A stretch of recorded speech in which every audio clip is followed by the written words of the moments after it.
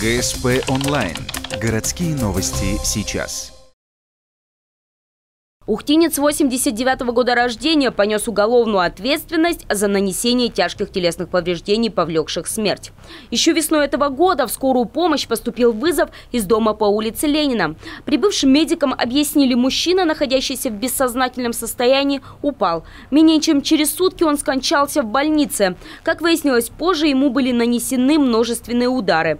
В ходе следственных мероприятий была доказана причастность к этому сына сожительницы пострадавшего. Как оказалось, придя в очередной раз к матери, молодой мужчина стал высказывать недовольство по поводу злоупотребления алкоголем его родительницы и ее сожителя. Завязалась словесная перепалка. Потерпевший, погибший, он высказывал оскорбления в отношении его родного отца, умершего уже к тому моменту. Вот это и стало причиной конфликта, в ходе которого обвиняемый нанес не менее 20 ударов кулаками рук, ногами по потерпевшему. Причиной смерти стал отек головного мозга, а также другие сложные травмы. Дело уже рассмотрено в суде. За преступление обвиняемый получил 6 лет тюремного срока.